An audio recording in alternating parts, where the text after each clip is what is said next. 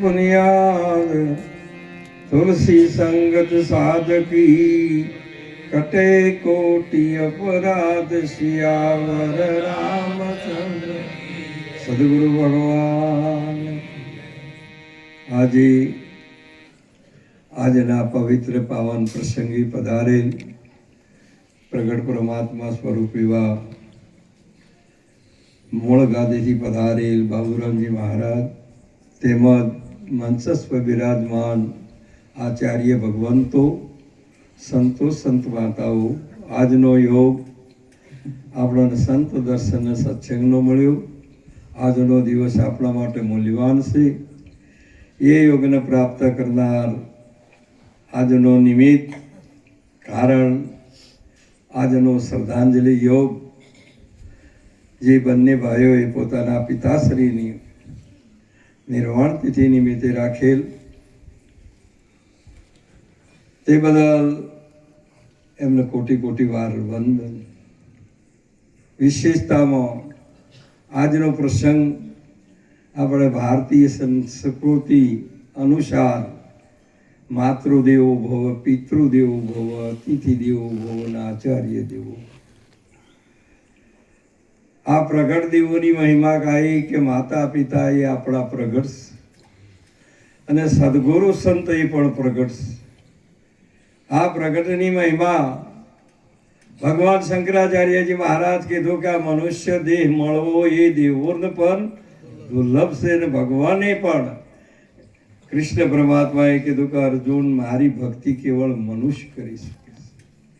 આ મનુષ્ય મળે અવતાર, આ મનુષ્ય દેહના દાતા ગણો કે સર્જનાર ગણો એ માતા પિતા છે. જ્યાં સુધી માતા પિતાને આપણે ભગવાન નહીં માની શકીએ, માતા પિતાને આપણા દેવ નહીં માની શકીએ, ત્યાં સુધી બીજી બધી તમારી મિથ્યા કલ્પના છે.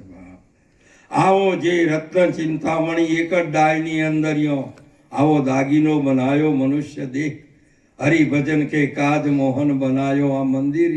આ મંદિરમાં બનાવી નવડીમાં તમારી પ્રતિષ્ઠા કરી અને નાદબુંદના સંબંધમાં પેલા મંદિરમાં તો પ્રાણ પ્રતિષ્ઠા કરી, બોલે ન બોલે, પણ આ તો રોજના 21,700 તમે વાપરો છો ને એ આ બ્રહ્માના એના પૂર્ણ રહ્યા અને તમારામાં પૂર્ણ ભરી દીધા છે.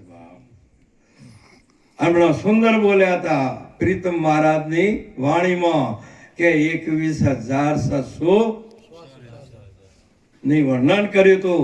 ગંગા સતીએ ગંગા સતી બોલ્યા, હે પવનભાઈ આ 21,700 ને કાળ ખાય છે.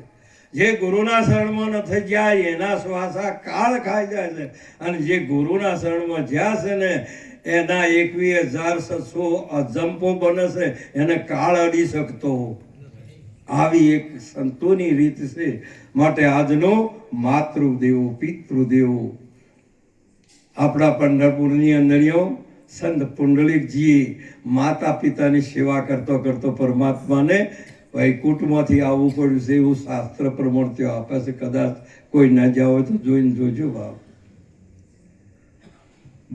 આ પરમાત્માની પ્રાપ્તિ કરવા માટે પ્રાપ્તિની પ્રાપ્તિ કરવી એ જ અઘરી છે. અપ્રાપ્તિની તો થાય ને. પરમાત્મા તો બધે છે. દૂધમાં ઘી છે પણ એ દૂધનામાં ઘી છે. એની પ્રાપ્તિ કરવાની જુગતી જો આપણા પહાડ ના હોય ને તો આખી જિંદગી દૂધ પીધે જ જોવા. જેમ દૂધમાં વ્યાપક જી છે તેમ પરમાત્મા સર્વે વ્યાપક. આવો જે મહિમા અને એ પુંડલિકજીએ જ્યારે માતા પિતાની સેવા કરી, ખૂબ કરી, પરમાત્મા પ્રસન્ન થયા. એટલા બધા પરાધીનતા શરીરની આવી જઈ, પરવશ થઈ ગયા માતા પિતા. પણ આપણને જેમ માતા પિતાએ બિલકુલ નિર્સંશયથી આપણોને બાળપણથી મોટા કર્યા છે ને એવી રીતે પુંડલિકજી માતા પિતાની સેવા કરતા ભગવાન એમને ભગવાનને આકાશવાણી કરી કે હે પુંડલિકજી તમે લગાર બહાર આવો, હું આપને દર્શન દેવા આવું છું. તો પુંડલિકજીએ કીધું કે મારે હજુ અડધા કલાકની ડ્યુટી બાકી છે.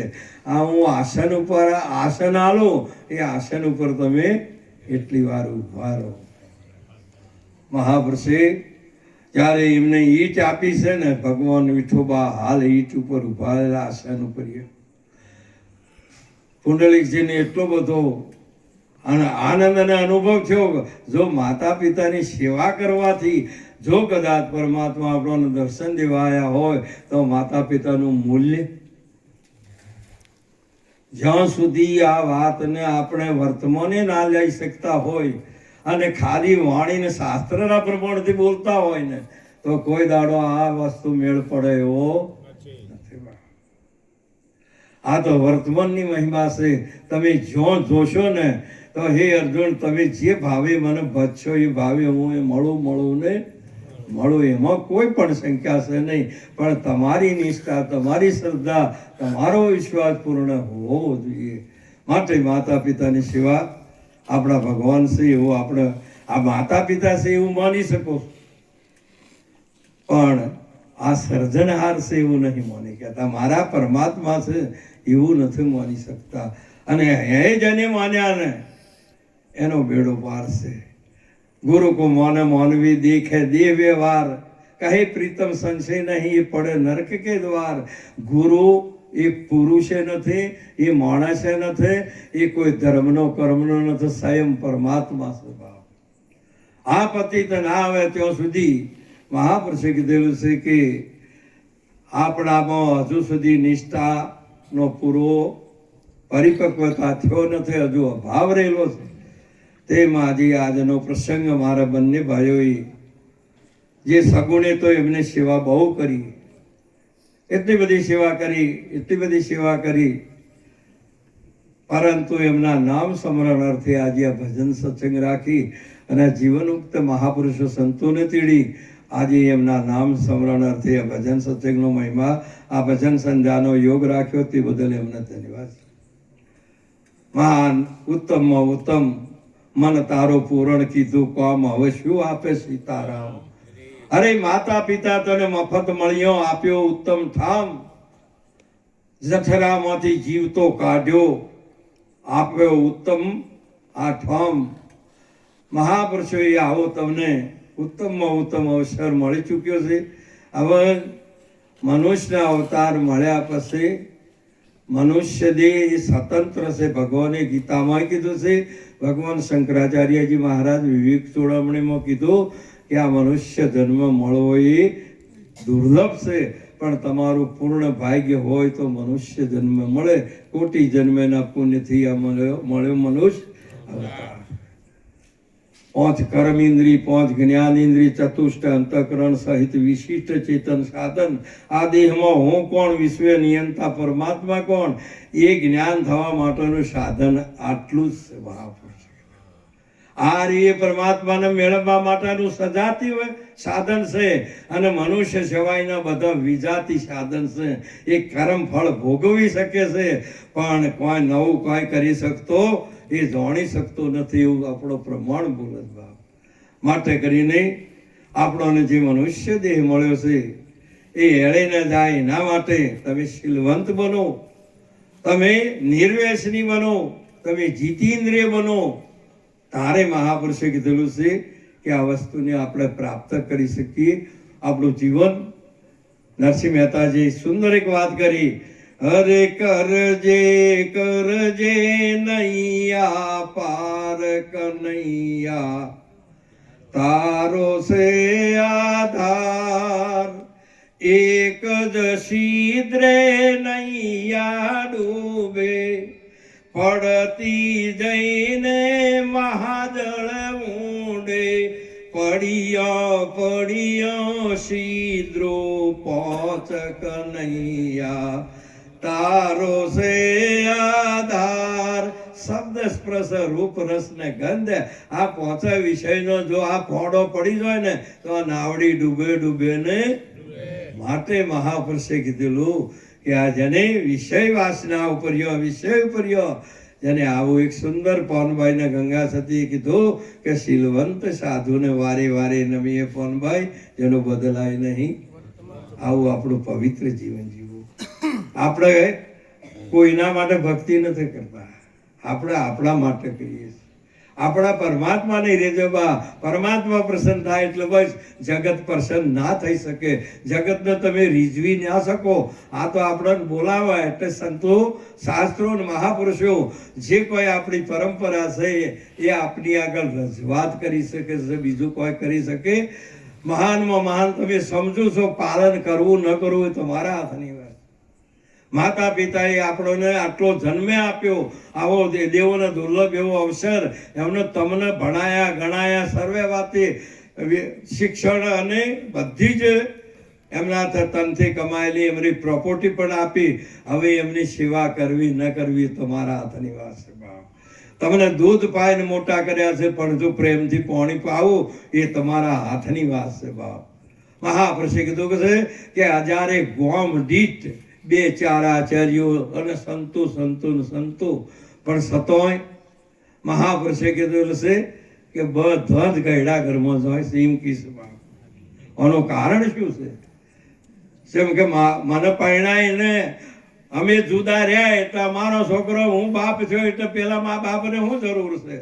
આ બધા ઓમ થઈને બેઠા છે. એટલે મહાપુરુષે કીધું કે જ્યાં સુધી 1000 વર્ષના થો ને તોય માતા પિતા આગળ તમે બાળક છો બાપ. મારે માતા પિતાના તમે ઋણી છો બાપ. અને એ કોઈ દાડો ના ભૂલાય કે આવો જે કોઈ મળનાર, તમે અંબાજી જાઓ ને, શિલ્પી જે દાગે મૂર્તિઓ ઘડે છે ને, જેટલા આ અંગ છે ને એટલી ડાયો છે.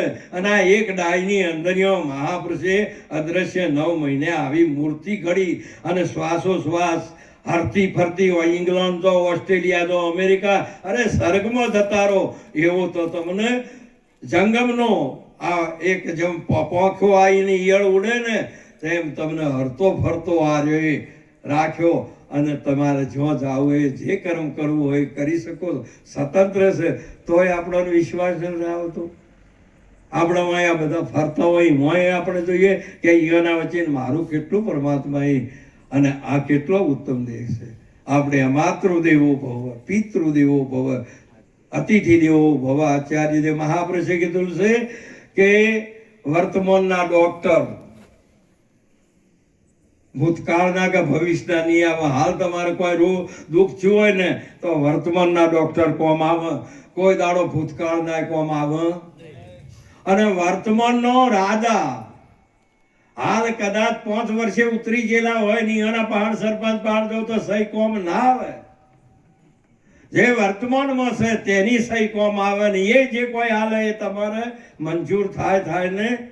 વર્તમાનના મહાપુરુષે કીધેલું છે કે આવો સાચું તમે સમજો તો વાત બરાબર છે. જો રોગ મટાડવો હોય શારીરિક તો વર્તમાનના ડોક્ટર. અને જો કોઈ આપણે કોઈ વિપત્તિ હોય, કોઈ આપત્તિ હોય, કોઈ કદી સગવડ ઓછી હોય તો આપણા હાલના વર્તમાનના જ્યારે રાજા પહાડ જો તો તમને તમારે જે કોઈ જોઈતું હોય તે આપે છે. અને વર્તમાનનો શિક્ષક અને વર્તમાનના ગુરુ અને વર્તમાનના માતા પિતા આ બધા તીર્થો છે. માતા તીર્થ, પિતા તીર્થ, તીર્થ શ્રેષ્ઠ બંધવા, વચને ગુરુ તીર્થ ઓર તીર્થ અભ્યાગત, આ બધા તીર્થો છે બાપ. આ એ વાત સાચી છે. નહીતર મારા ભાઈ છે ને એ 5 વર્ષ મોરી હતો ને હાલ બીજો છે ને તેની સહ્ય કોમાં હાલતો નથી આવતી કો બોલો. માટે કરીને જે પોસ્ટ ઉપર જેનું ચાર્જ છે, જેનો અધિકાર છે તે જ તમને મોક્ષ આપી શકે. તેમ વર્તમાનના ગુરુ જોઈએ વર્તમાનના જ પરમાણ આપી શકે, તે સિવાય અપાઈ શકતું. માટે આવો વર્તમાનમાં તમને મનુષ્ય કેટલો બધો. પેલા અમે ચાલતા જતા ભજનમાં, અહીંયા બહુમાં તો કેટલી વાર મારા હેડતા આવતા. અમે તો આવો તો કોરી મને નતો આપતી, ઓળે જ હતી થોડી, 2-4 જ ઘર હતો. આવો ત્યાં સુધી બધા ગામમાં રહેતા હતા. અને અમે અહીં થઈને હેડતા સાપીથી ભરકાવાડા થઈને, ભરકાવાડાથી વણદર આવ્યા, ચોંગા આવીએ ને ચોંગા થઈથી પછી નદીની અંદર શેરપરાવાળા બધા એના હાડા હતા દારૂના. એ મને ભાળે એટલે એને ખબર પડે કે ભગત આવે છે. અહીંયાનું જે કોઈ આવે કદી રસ્તા હમું હોય તો એક બાજુ મૂચી અને વગ બેઠા હોય, મને કઈ જય ગુરુ મહારાજ, જય ગુરુ કે બે બાપુ પાણી પીવું, મેં કીધું તમારે ના પીવડાવે મારે, હું નહીં પીવું કીધું. મને ખબર છે તમે આ વાત સાચી છે, તમે કહો છો અમે વાત છીએ, પણ આ ગુણિયો રહ્યો ના આ રડું તમે કહો હાથ ફેરા ઉઠી લાવવું પડે, તમારે પાણી પીવું પડશે, તમારે પીવું પડે. એની એ ખબર પડે છે કે આ ભગત છે કોબુલો, નથી ખબર પડતી. અને તમને ખબર પડે છે કે તોય તમે એને દારૂડિયો માનો છો અને એ તમારો ભગત માનો છે, બેની માન્યતામાં ફેર કોનો છે? આ વાત ઓમ આવે છે મહાપુરુષ. હમણાં સુંદર મહારાજે એક વાત કરી, સ્વાતિ અને સંતની બેની કક્ષા એક નહીં. સ્વાતિ વરસે ને તો પાત્ર પ્રમાણે એને એ સ્વાતિ બુંદ થઈ જાય છે, અને સંતનું બુંદ જો કદી પાપીમાં પડે ને તો એને પીર બનાવે, એ કોઈ દાડો બદલાતું. આ એક પરંપરા ભારતની છે, સંતની અને સ્વાતિ પેલી વ્યક્તિ છે, અને આ એ વ્યક્તિ નહીં, એ વ્યક્તિને લાગુ પડે છે વાતાવરણ, અને આ દુનિયામાં જાય તો સંતને કોઈ વાતાવરણ લાગુ પડતું. આ સંતની પરાકાષ્ઠ થશે. અરે તો અહીં મુખમાં પડતો ઝેર થઈ જાય કો બોલો, અને પૃથ્વી ઉપર પડે તો કાદવ થાય, અને હોશમાં પડતો કપૂર થાય. ગંગામાં ગંગા સરખું, ખારા જળમાં ખારો, જેવું પાત્ર છે એવું થઈ જાય છે. પણ સંતનું જ્યારે સ્વાતિ જોકોદાત પડે ને તો નરકમાંથી નરક પણ મટાડી દે, અને એને પરમાત્માનો સાક્ષાત્કાર કરાવે. એ સંતની પરાકાષ્ઠા.